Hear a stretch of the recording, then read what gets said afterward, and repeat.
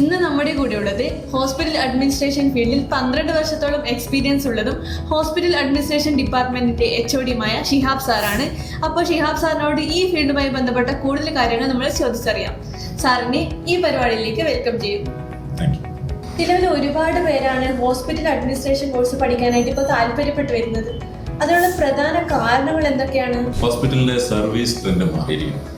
മുമ്പ് ഒരു ഹോസ്പിറ്റലിൽ തന്നെ പല പല ഡിപ്പാർട്ട്മെന്റുകളുള്ള സ്ഥാനത്ത് ഇന്ന് ഹോസ്പിറ്റലിൽ നിന്നും തന്നെ പല ഡിപ്പാർട്ട്മെന്റുകളെയും അടർത്തി മാറ്റി മറ്റൊരു ഹോസ്പിറ്റലായി മാറിയിരിക്കുന്നു. എക്സാമ്പിൾ പറഞ്ഞാൽ വാസൻ ഐ കെയർ അല്ലെങ്കിൽ മെട്രോ കാർഡിയാക് സെന്റർ, ഇതൊക്കെ അതിന് നല്ലൊരു എക്സാമ്പിൾസ് ആണ്. വാസൻ ഐ കെയറിലാണെങ്കിൽ ഐ കെയർ മാത്രമാണ് കൊടുക്കാറ്. ഇനി മെട്രോ കാർഡിയാക് സെന്ററാണ് അവിടെ കാർഡിയാക്കുമായി ബന്ധപ്പെട്ട അല്ലെങ്കിൽ ഹാർട്ടുമായി ബന്ധപ്പെട്ട ട്രീറ്റ്മെന്റുകളാണ് അവിടെ പ്രൊവൈഡ് ചെയ്യുന്നത്. ഇങ്ങനെ വരുമ്പോൾ ഹോസ്പിറ്റലുകളുടെ എണ്ണം കൂടിക്കൊണ്ടേയിരിക്കുകയാണ്. ഈ ഹോസ്പിറ്റലുകളെയൊക്കെ മാനേജ് ചെയ്യാനായിട്ട് അഡ്മിനിസ്ട്രേറ്റേഴ്സിന് ആവശ്യമുണ്ട്. അതുകൊണ്ട് തന്നെയാണ് ഈ ഫീൽഡിൽ ഇന്ന് കൂടുതൽ ആളുകൾ പഠിക്കാനും കൂടുതൽ ഓപ്പർച്യൂണിറ്റീസ് ഇന്ന് വരാനുമുള്ള കാരണം. അപ്പോൾ ഈ കോഴ്സ് ചെയ്യാൻ വേണ്ട ബേസിക് ക്വാളിഫിക്കേഷൻസ് പറയുന്നതൊക്കെ എന്തൊക്കെയായിരിക്കും? +2 ഡിഗ്രിയോ കഴിഞ്ഞ ഏതൊരാൾക്കും ഈ കോഴ്സ് ചെയ്യാൻ സാധിക്കും. സ്വാഭാവികമായിട്ടും +2 കഴിഞ്ഞുള്ള ഒരാൾക്കൊരു സംശയം ഉണ്ടാവാം, ഞാൻ ഈ സ്ട്രീമിലല്ലല്ലോ പഠിച്ചത്, ഞാൻ സയൻസ് അല്ലല്ലോ, ഹ്യൂമാനിറ്റീസ് മറ്റേതെങ്കിലും സബ്ജക്റ്റാണ് പഠിച്ചതോ എങ്കിൽ നിങ്ങൾക്ക് സംശയം ഉണ്ടാവാം, ഈ കോഴ്സ് എനിക്ക് ചെയ്യാൻ സാധിക്കുമോ? അല്ലെങ്കിൽ ഡിഗ്രി കഴിഞ്ഞ ഒരാൾക്കും അങ്ങനെ തന്നെ സംശയങ്ങളുണ്ടാവാം. നോൺ മെഡിക്കൽ ഫീൽഡിലുള്ള ഒരാളാണല്ലോ, എങ്ങനെ എനിക്ക് മെഡിക്കൽ ഫീൽഡുമായി ബന്ധപ്പെട്ടൊരു ജോലി എത്തിപ്പെടും? നിങ്ങൾ ഒരു കാരണവശാലും വറിയിടേണ്ട കാര്യമില്ല. തീർച്ചയായിട്ടും നമ്മൾ പ്രൊവൈഡ് ചെയ്യുന്നത് നിങ്ങൾക്ക് നല്ലൊരു കമ്മ്യൂണിക്കേഷൻ സ്കില്ലുണ്ടോ അല്ലെങ്കിൽ നിങ്ങൾക്ക് നല്ലൊരു ലീഡർഷിപ്പ് ക്വാളിറ്റി ഉള്ള ഒരാളാണോ, തീർച്ചയായിട്ടും ഞങ്ങൾ നിങ്ങളൊരു മാനേജറാക്കി എടുക്കുക തന്നെ ചെയ്യും.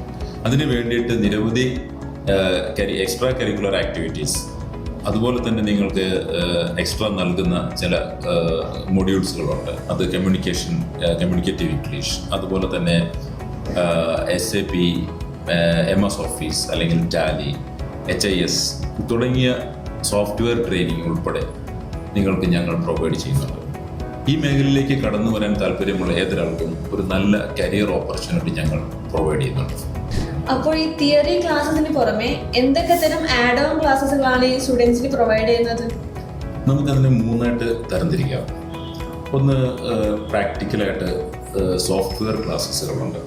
ഫസ്റ്റ് അതിൽ HIS എന്ന് പറയും, ഹോസ്പിറ്റൽ ഇൻഫർമേഷൻ സിസ്റ്റത്തിൻ്റെ ക്ലാസ്. അതായത് അത് നമ്മൾ ട്രെയിനിങ്ങും ഉണ്ട്, തിയറിയും ഉണ്ട്. ഈ തിയറി കഴിഞ്ഞ കൊണ്ട് തന്നെ അവർക്ക് അതിൻ്റെ ട്രെയിനിങ് സോഫ്റ്റ്വെയറുമായി ബന്ധപ്പെട്ടിട്ടുള്ള എന്തൊക്കെ കാര്യങ്ങളാണ് സോഫ്റ്റ്വെയറിലൂടെ നമ്മൾ ചെയ്യുന്നത് അത് മുഴുവനും നമ്മളത് പ്രൊവൈഡ് ചെയ്യും.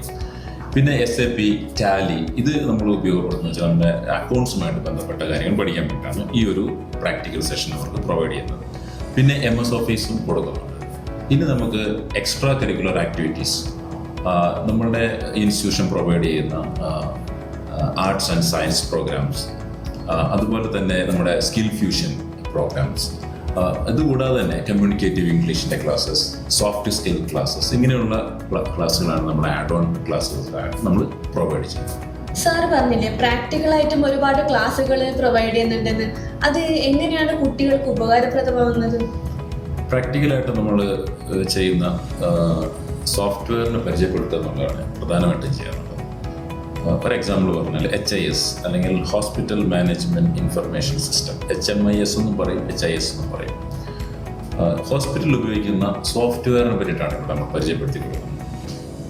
ഹോസ്പിറ്റലിൽ ഈ സോഫ്റ്റ്വെയർ ഉപയോഗിക്കുമ്പോൾ, അതായത് ഈ ഇൻഫർമേഷൻ സിസ്റ്റം നമ്മൾക്ക് നിരവധി ബെനിഫിറ്റ്സ് നൽകുന്നുണ്ട്. അതാണ് നമുക്ക് അവിടെ മനസ്സിലാക്കി കൊടുക്കുന്നത്. ഒരു ഹോസ്പിറ്റലിലേക്ക് വരുന്ന ഒരു പേഷ്യൻ്റ് അവരുടെ എൻക്വയറി മുതൽ അല്ലെങ്കിൽ അവരുടെ അപ്പോയിൻമെൻറ്റ് മുതൽ ആ ഹോസ്പിറ്റലിൽ നിന്നും അവർ പോകുമ്പോൾ ഉണ്ടാകുന്ന ഡിസ്ചാർജ് സമ്മറി വരെ ചെയ്യുന്ന ഈ ഒരു പ്രോസസ്സ് സ്ട്രീം ലൈൻ ചെയ്യുക എന്നുള്ളതാണ് ഏറ്റവും വലിയ ഇമ്പോർട്ടൻ്റ് ആയിട്ടുള്ള കാര്യം.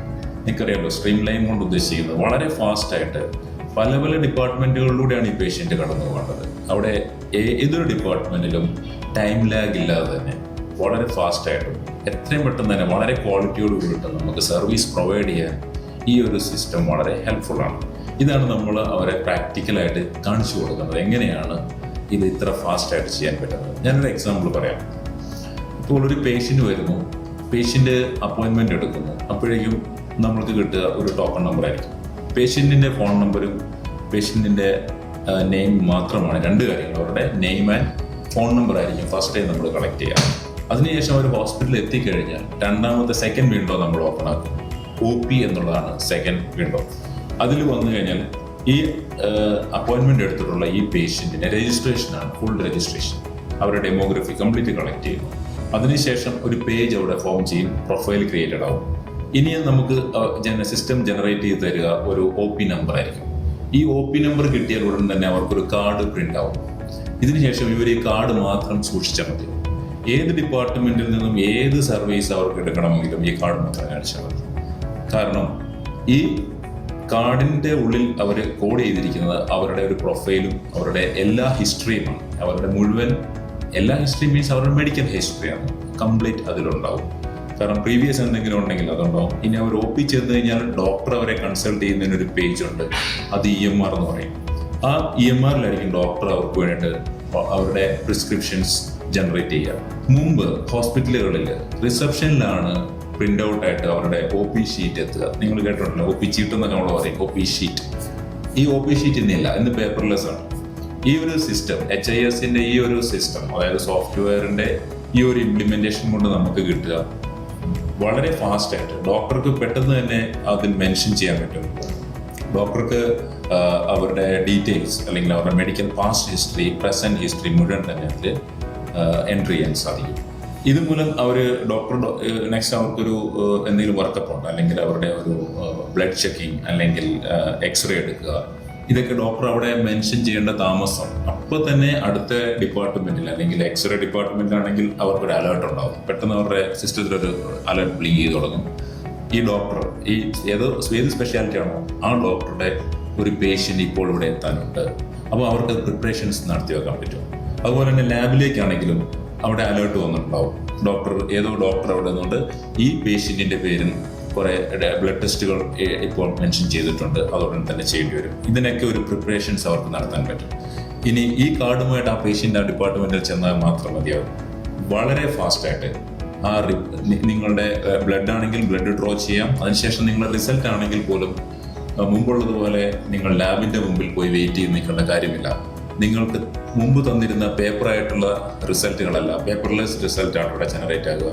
നിങ്ങളുടെ ഈ ഒരു ബ്ലഡ് ചെക്കിംഗ് റിപ്പോർട്ട്സ് അത് എപ്പോഴാണോ സിസ്റ്റം അത് കംപ്ലീറ്റ് ചെയ്യുന്നത് അപ്പോൾ തന്നെ നിങ്ങളുടെ ഡോക്ടറുടെ ഡെസ്ക്ടോപ്പിലേക്കോ അല്ലെങ്കിൽ ഡോക്ടറുടെ ലാബിലേക്കോ മൊബൈലിലേക്കോ വളരെ ഫാസ്റ്റായിട്ട് അത് കാസ്റ്റ് ചെയ്യും.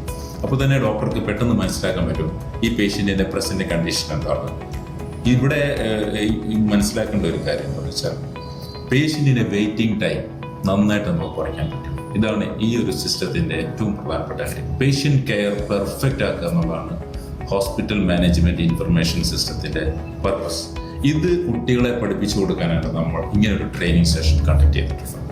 അതുപോലെ ഹോസ്പിറ്റൽ അഡ്മിനിസ്ട്രേഷൻ കോഴ്സ് കഴിഞ്ഞവർക്ക് ഒരുപാട് മേഖലകളിൽ ജോലി സാധ്യതകളുണ്ടെന്ന് നമുക്കറിയാം. ഏതൊക്കെയാണ് ശരിക്കും അത്തരത്തിലുള്ള ജോലി സാധ്യതകൾ? ഹോസ്പിറ്റൽ അഡ്മിനിസ്ട്രേഷൻ കഴിഞ്ഞ ഏതൊരാൾക്കും അവരെ കാത്തിരിക്കുന്നത് ഒരു വലിയ ജോലി സാധ്യതകൾ തന്നെയാണ്. പ്രധാനമായിട്ടും മനസ്സിലാക്കേണ്ടത് ഹോസ്പിറ്റൽ ഇൻഡസ്ട്രി 3 ആസ്പെക്ട്സിനെ പറ്റിയിട്ടാണ് പറയാറുള്ളത്. ഒന്ന് pre hospitalization, second hospitalization, third post hospitalization. ഇതിനെ മറ്റൊരു തരത്തിൽ പറയുകയാണെങ്കിൽ പ്രിവെൻറ്റീവ്, ക്യൂറേറ്റീവ് ആൻഡ് റീഹാബിലിറ്റേറ്റീവ്. ഈ 3 ഫീൽഡും നിങ്ങൾക്ക് വേണ്ടിയിട്ട് ഓപ്പണാണ്, അത് മനസ്സിലാക്കുക. അല്ലാതെ നിങ്ങൾ വിചാരിക്കുന്ന ഒരു ഹോസ്പിറ്റലൈസേഷൻ മാത്രം അല്ലെങ്കിൽ ഹോസ്പിറ്റൽ മാത്രമാണ് എനിക്ക് ജോലി എന്നല്ല. നിങ്ങൾക്ക് പ്രിവെൻറ്റീവ് മെഡിക്കൽ സെക്ടേഴ്സ് ഇന്ന് വളരെയധികം ട്രെൻഡിങ് ആയിട്ടുള്ള ഒന്നാണ്. കാരണം എല്ലാവരും വളരെ ഹെൽത്ത് കോൺഷ്യസ് ആണ്. അതുകൊണ്ട് തന്നെ അസുഖം വരാതിരിക്കാൻ എന്താണ് ചെയ്യേണ്ടത്, ഇതാണ് പ്രിവെൻറ്റീവ് മെഡിക്കൽസിൽ പറയുന്നത്. നിങ്ങൾക്ക് അങ്ങനെയുള്ള സെൻറ്ററുകളും സാധ്യതകളുണ്ട്. ഇനി ഹോസ്പിറ്റലൈസേഷൻ ആണെങ്കിൽ ഒരു അസുഖം ബാധിച്ചു, ഇനി നിങ്ങൾക്ക് ആ അസുഖത്തിൽ നിന്നും നിങ്ങൾക്ക് മാറ്റം വരണം, നിങ്ങൾക്ക് ഒരു ഹീലിംഗ് ഉണ്ടാവണം.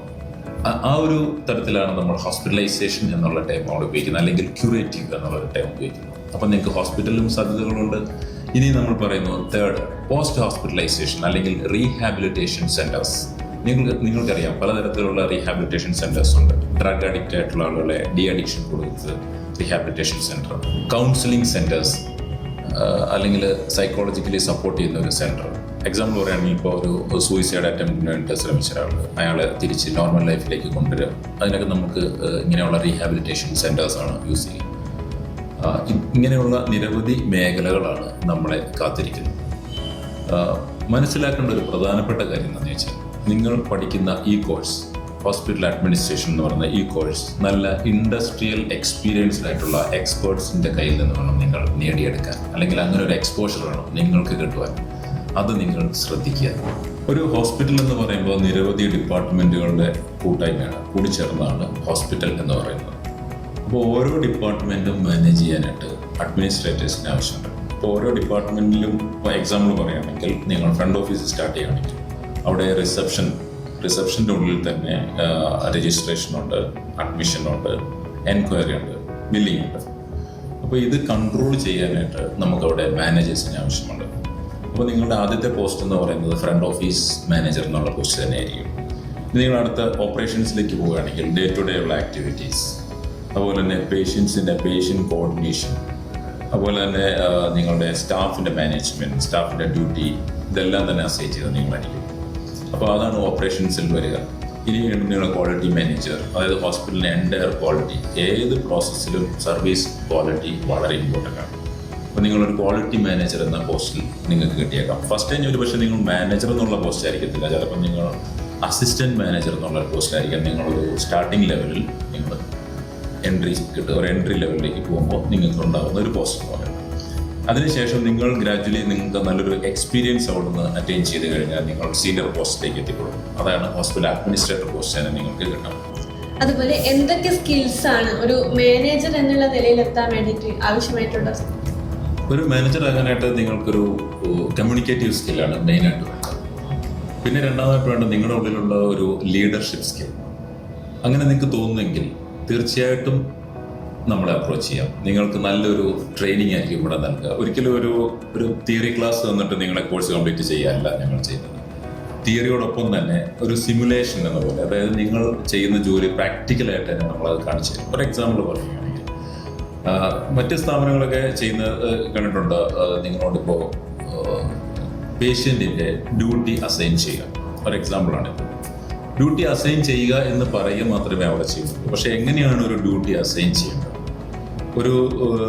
ഓരോ ഡിപ്പാർട്ട്മെൻറ്റിലും നിങ്ങൾ ഓരോ സ്റ്റാഫിന് നിങ്ങൾ ഡ്യൂട്ടി അസൈൻ ചെയ്യണം. ഇതിൽ അസൈൻ ചെയ്ത് പഠിപ്പിക്കുമ്പോൾ ശ്രദ്ധിക്കേണ്ട കാര്യം എന്ന് വെച്ചാൽ, പ്രത്യേകിച്ച് നമ്മൾ ഇടപെടുന്നത് സ്റ്റാഫിൻ്റെ ഡ്യൂട്ടിയിലാണ്. ഈ ഒരു സ്റ്റാഫിന് ആഴ്ചയിൽ എത്ര മണിക്കൂർ ഡ്യൂട്ടി എടുക്കണം, ഇതൊക്കെ ലേബർ ലോ അനുസരിച്ച് വേണം പോകാൻ. ഒരു കാരണവശാലും നമ്മുടെ സ്വന്തം ഇഷ്ടപ്രകാരം അത് നമുക്ക് ചെയ്യാൻ പറ്റില്ല.